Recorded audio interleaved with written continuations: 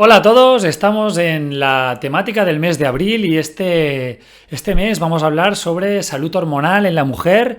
Ya sabéis que es un tema que nos apasiona, un tema que me encanta, que trato en profundidad en nuestra formación de posgrado sobre las hormonas sexuales. Y hoy vamos a hablar de un término en concreto que es el low grade pregnancy. Low grade pregnancy es un concepto que no vais a encontrar en la literatura científica, es un concepto que he acuñado yo mismo después de años estudiando la fisiología hormonal de la mujer y después de ver gran cantidad de mujeres en consulta que presentan y que han presentado síntomas como hinchazón de piernas, como dolor de pechos, como proliferación de tejido en el tejido endometrial en forma de endometriosis o endometriomas o miomas. Igual también puede pasar a nivel mamario como mamas fibroquísticas. En definitiva, un crecimiento de tejido, de células exagerado en los órganos estrógenos sensibles, los tejidos que son sensibles a las hormonas sexuales femeninas. Entonces, este término, el low grade pregnancy, que puede ser que os recuerde un término que muchos habréis oído o que habréis leído, que es el low grade inflammation. El low grade inflammation hace referencia a cómo un estado basal de inflamación puede dar lugar o puede ser la base de patologías cardiovasculares, patologías oncológicas, patologías neurodegenerativas. Pues yo he evolucionado este concepto y espero que os encante y que de ahora en adelante se hable muchísimo de este término, porque estaré súper orgulloso de que utilicéis este término. El low grade pregnancy sería una evolución del low grade inflammation, que lo que hace es explicar cómo un estado hormonal en la mujer de bajo grado con una actividad por encima de lo que toca da lugar a esos síntomas, pues un incremento del tejido endometrial de forma exagerada, pudiendo dar un mayor volumen de sangrado en la menstruación, o pudiendo dar endometriosis, o a nivel del tejido miometrial dar miomas, o pudiendo dar mamas fibroquísticas, o también dar gran cantidad de síntomas en el síndrome premenstrual, es decir, antes del sangrado, pues síntomas como apetencia por el dulce, cambios anímicos, retención de líquido, dolor lumbar, hinchazón exagerada. Todos estos síntomas podrían encajar dentro de este concepto de low grade pregnancy o embarazo de bajo grado para aquellos que todavía no hayan hecho la traducción del inglés al español. ¿Y esto qué rutas moleculares pueden tener? ¿Os suena el hiperestrogenismo? Pues voy a desarrollar un poco mejor este concepto, porque se habla de un modo equivocado del hiperestrogenismo. Parece que si miráramos las analíticas encontraríamos en las mujeres aquejadas de estos síntomas unos niveles de estrógenos muy elevados. Y cuando vemos las analíticas vemos que el estrógeno por antonomasia, que es el 17 beta-estradiol, no está elevado. Y entonces, todos esos síntomas como si hubiera un exceso de estrógenos, ¿a qué se deben? Pues se deben a que estos estrógenos, esta hormona como estrógeno de forma activa, como es el 17 beta-estradiol, tiene una capacidad de vivir en sangre en el cuerpo de la mujer de entre 12 y 24 horas. Y después debe degradarse para formar un metabolito final que se puede eliminar a través de las heces y de la orina principalmente, para no tener función y de ese modo ir haciendo hormonas nuevas sin tener síntomas. Pero ¿qué pasa? Que esta ruta molecular de degradación, que ya os anticipo, tiene su principal lugar de acción a nivel del hígado, si esa ruta de degradación se enlentece y no es todo lo eficaz que debería ser, pasamos de una hormona inicial de ese 17 beta-estradiol o estrona, que serían los dos estrógenos activos en la mujer más habituales, pasamos de ese estrógeno activo a una degradación lenta, donde tendría que llegar a un estrógeno inactivo, pues por la mitad del camino, ¡pum!, se para y genera un metabolito intermedio que les vamos a llamar hidroxiestrógenos. Este metabolito intermedio en el metabolismo de los estrógenos, en su camino hacia conseguir una molécula que podemos eliminar para no tener síntomas si soy una mujer, pues resulta que al quedarse este metabolito intermedio, o sorpresa, este metabolito intermedio tiene un potencial de actividad cuando se adhiere al endometrio, al miometrio, a las células de la glándula mamaria, cuando tiene acción a nivel de las neuronas dopaminérgicas sensibles a los estrógenos en el cerebro, pues cuando se adhiere a esas células tiene un potencial 10 veces más potente que el estrógeno del que parte. ¡Dios! ¿Cómo es posible? ¿Cómo es posible que en la degradación de los estrógenos hacia un metabolito final inactivo y que se puede eliminar y que no tiene actividad, haya un metabolito intermedio que tenga 10 veces más potencia? ¿Cómo es posible eso? Y además es un metabolito, es una molécula que es inestable desde un punto de vista físico y que tiene mayor afinidad a nivel celular. Es decir, que ante la presencia de un estrógeno como el 17-beta-estradiol, que sería el normal, el que vemos en las analíticas, y un hidroxiestrógeno, la afinidad del hidroxiestrógeno es muchísimo mayor. Entonces, ante presencia de hidroxiestrógenos y estrógenos, se va a adherir muchísimo más esos hidroxiestrógenos. Y la pregunta es, Dios mío, ¿por qué la fisiología humana en la mujer quiere que haya un metabolito de la degradación que sea 10 veces más potente y que sea 10 veces más afín? ¿Qué es? ¿Para molestar? Si me permitís, ¿es para putear al cuerpo de la mujer? Pues no, vamos a pensarlo bien, vamos a hacer un enfoque de biología evolutiva, vamos a darle un contexto fisiológico, vamos a intentar darle un sentido. ¿Para qué puede servir una hormona que tiene la capacidad de hacer una proliferación brutal? ¿Hay algún estado en la mujer que sea de proliferación brutal, súper exponencial en un tiempo muy corto y muy intensa? El embarazo. El embarazo es una metamorfosis brutal y todas vosotras que me estáis viendo, que hayáis estado embarazadas, sabéis todos los cambios que sufre vuestro cuerpo en muchas ocasiones sin demasiado síntoma. Por suerte, las que hayáis tenido embarazos así de buenos, la verdad que tengo que decir que mi mujer, los 2 embarazos que tuvo fueron fantásticos, pero hay mujeres que por algún motivo, que los explicaremos más tarde, tienen embarazos con mucho más síntoma. Pues esos embarazos que son una metamorfosis metabólica, inmunológica para el cuerpo de la mujer, necesita una señal hormonal superpotente. Y esa señal hormonal superpotente son los hidroxiestrógenos.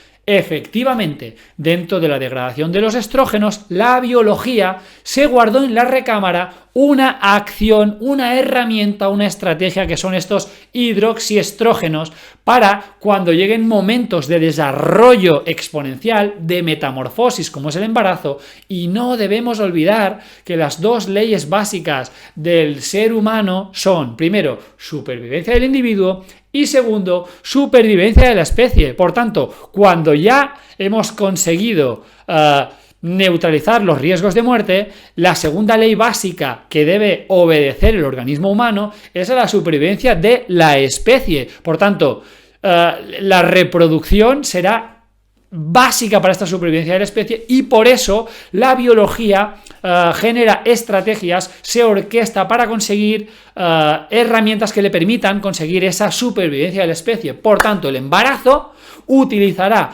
ese metabolito intermedio para poder hacer que el útero crezca, que el tejido mamario crezca y de ese modo poder engendrar vida y poder hacer caso a la segunda ley básica de supervivencia de la especie. Por tanto, si miramos de nuevo el término, vemos que low grade pregnancy, embarazo de bajo grado, encaja cuando vemos una mujer que estaría embarazada de 6, 8, 10 semanas tiene síntomas parecidos a los que tienen muchas mujeres en consulta, pero que no están embarazadas. Entonces, vale, sí, he entendido que los hidroxiestrógenos son necesarios para poder desarrollar la metamorfosis, la proliferación que necesito como mujer cuando estoy embarazada. Pero, ¿por qué tengo todos estos síntomas si no estoy embarazada? La respuesta está en el hígado. Resulta que la degradación de estos estrógenos se puede llevar a cabo en diferentes células, se puede llevar a cabo en ovario, se puede llevar a cabo en útero, se puede llevar a cabo en tejido mamario, pero son, vamos a llamarle, lugares poco eficientes, poco capaces, son vías muy rudimentarias de degradación, mientras que el hígado sería el 80% de la degradación de estas hormonas. Entonces vamos a llamarle al hígado depuradora central y vamos a llamarle a la resta de células que deben degradar estos estrógenos depuradoras locales. ¿Qué pasaría si el hígado se viera sobrecargado, por ejemplo, y luego lo desarrollaré más, por una dieta rica en procesados o por un exceso de consumo de fármacos?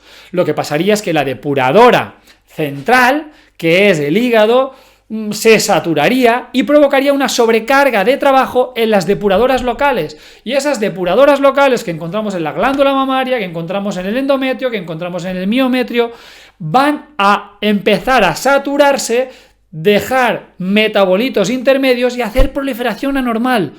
¿Cómo? ¿Es posible que una sobrecarga del hígado tenga algo que ver con mi dolor menstrual o con mis síntomas premenstruales o con mi endometriosis o con los quistes que me salen en las mamas a lo largo del ciclo menstrual, que a veces se mantienen y a veces aparecen y desaparecen? Pues sí, la salud hepática será clave, y es que estos propios metabolitos intermedios tienen la capacidad de, en el proceso de degradación, si los estrógenos se tuvieran que degradar hacia el metabolito final de un modo rápido, pues en el momento que se acumula mucho metabolito intermedio, identifica, debo estar embarazada, voy a estimularme a mí mismo, entonces frena las enzimas que los descomponen y estimulan más las enzimas que los forman.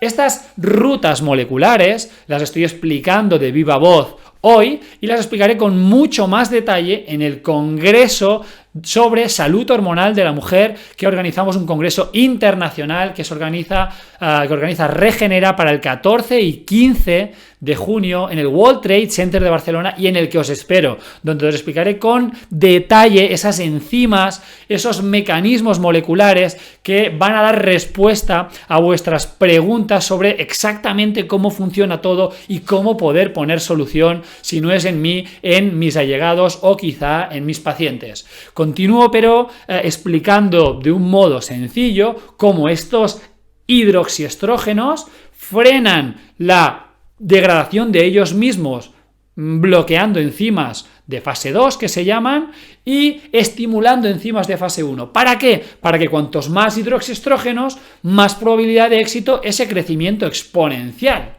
Y paralelamente, si analizáramos en estudios in vitro, se ha visto cómo la progesterona, hormona que también crece en el embarazo, también frena la degradación de estos hidroxiestrógenos. Por tanto, si estoy embarazada, tiene sentido. Los estudios in vitro demuestran que la progesterona estimula los hidroxiestrógenos. Los estudios in vitro enseñan también, cómo esos hidroxiestrógenos se retroalimentan. Entonces, cómo el cuerpo de la mujer se orquesta para conseguir proliferar. Y ya he anticipado que si eso es embarazo, fantástico, pero si no lo es, amigo, pueden dar síntomas que no tengan que ver con crecimiento celular, por ejemplo, retención de líquido, hinchazón, malestar, síntomas anímicos, o pueden dar crecimiento celular exagerado, como puede ser la endometriosis o los miomas o los quistes mamarios, como ya os he anticipado. Por tanto, esa depuradora central, ese hígado, si se ve sobrecargado, va a dar un exceso de trabajo en las depuradoras locales y eso dará metabolitos intermedios que no nos interesan si no estamos embarazadas. Por tanto, vamos ahora a las causas.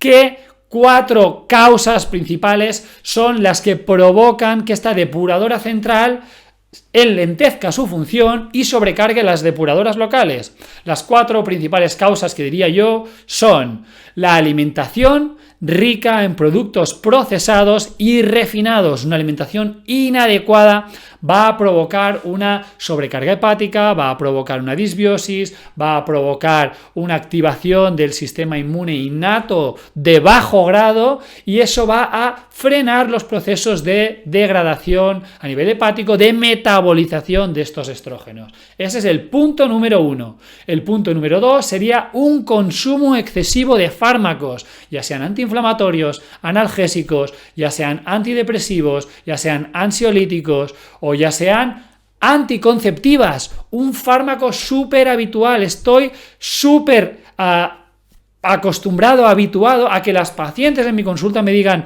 sí, tomé anticonceptivas 8 años, me dijeron que no tenía que descansar. ¿Cómo? Sí, hay que descansar. No digo que sean malas las anticonceptivas, pero sí su abuso.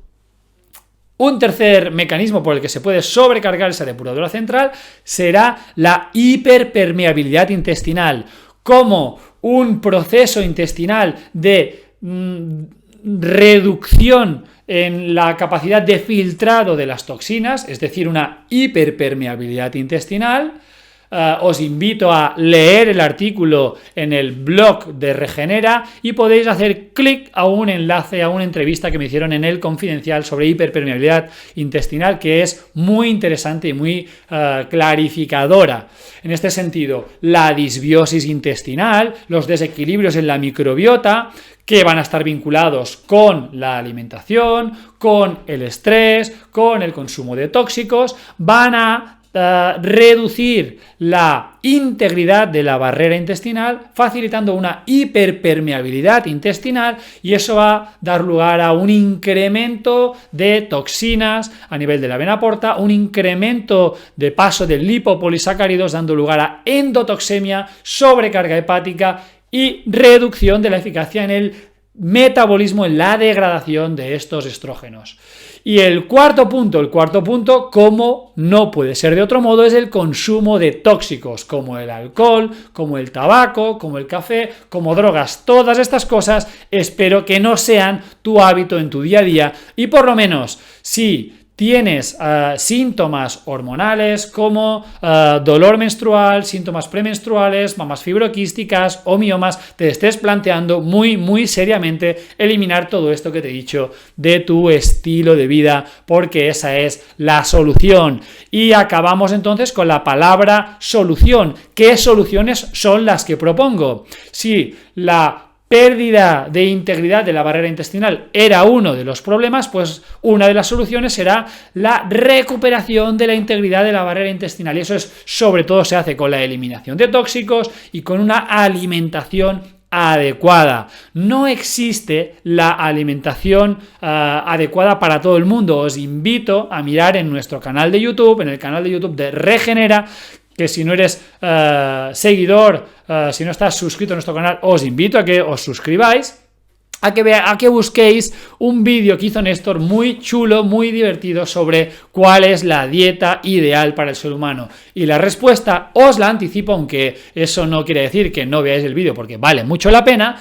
La respuesta es que no hay una dieta para todo el mundo, debe ser una dieta personalizada, pero lo que sí se sabe hoy día es que debe estar basada en frutas, verduras, carne, pescado, tubérculos, marisco, aceite de oliva, agua y poquita cosa más. Desde ahí habrá que generar las diferentes particularidades para cada uno de nosotros. Pero esa será una de las estrategias para mantener la integridad de la barrera intestinal. Punto número 2, mantener la salud de la microbiota. Ya hemos hablado de la alimentación para la barrera intestinal, pero también la alimentación lo es para la microbiota. Quizá también el uso de alimentos prebióticos, como puede ser la manzana, como pueda ser el almidón resistente que encontramos en algunos tubérculos, como la patata o como el boniato, y otros muchos de los que se habla largo y tendido en todos y cada uno de los artículos que escribimos, en los vídeos que grabamos. Una alimentación prebiótica sería indicada, además también del uso de complementos probióticos, complementos nutricionales como probióticos, pueden ser indicados, que en este caso yo lo que os recomendaría es que no os los toméis por vuestra cuenta, sino que si tenéis algún síntoma, acudáis a algún profesional que os pueda indicar adecuadamente cómo tomarlos. Tercera solución, mejorar la salud del hígado de forma específica. Hemos cerrado las barreras, hemos mejorado la integridad, hemos mejorado la flora bacteriana con la que se relaciona esa barrera, pero ahora debo recuperar el hígado, y el hígado tengo que hacer dos enfoques del hígado. Serán el enfoque macroscópico. ¿Cómo sería un enfoque macroscópico del hígado? Pues, ¿cómo puedo abordar el órgano globalmente? Pues, si tengo sobrepeso, el hígado normalmente es un lugar donde se almacena grasa. Cuando tengo barriga, cuando tengo grasa en la barriga, no solo tengo grasa por encima de las abdominales, tengo grasa alrededor de los órganos y se hace lo que se llama lipogénesis de novo a nivel hepático, se hace grasa en el hígado y eso activa células inmunitarias en nuestro hígado y reduce la capacidad metabólica. Además de que se genera un compromiso de espacio en el hígado por el tejido graso que aprieta los hepatocitos y reduce la capacidad de degradar estas hormonas que necesitamos que sea una degradación óptima en el caso de que no estés embarazada. Entonces, ¿eso cómo se tratará? Perdiendo peso, y perdiendo peso os recomiendo ayuno intermitente, os recomiendo alimentación adecuada, os recomiendo ejercicio físico y, por supuesto, ante la duda, acudir a un profesional que os dé las indicaciones específicas.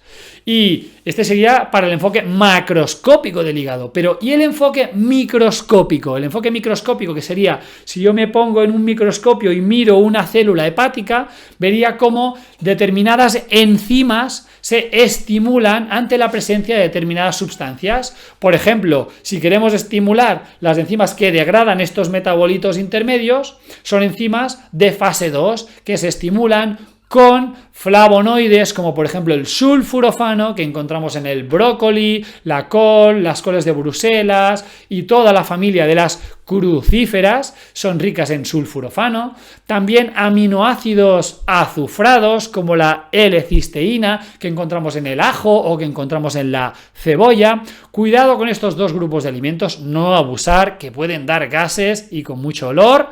Pero también es interesante, aparte de los aminoácidos azufrados y de el sulfurofano que encontramos en las crucíferas, también es interesante variar muchísimo en el consumo de frutas y verduras que son ricas en unos fitoquímicos que se llaman bioflavonoides y que no solo ayudan a la degradación, no solo estimulan las enzimas de fase 2, sino también estimulan enzimas de fase 1 y la salud del hepatocito globalmente. Y encontramos, por ejemplo, bioflavonoides como el resveratrol en la uva negra o en las moras, o encontramos flavonoides como la apigenina en el apio, o la silimarina y la silibina en el nutriente o el alimento por antonomasia del hígado, que es la alcachofa, o su primo hermano, que es el cardo mariano. Normalmente el cardo mariano se consigue en complementos nutricionales y la alcachofa sí que la podemos comer en la alimentación. Con estos 3 puntos, con estas 3 soluciones, mantener la integridad de la barrera,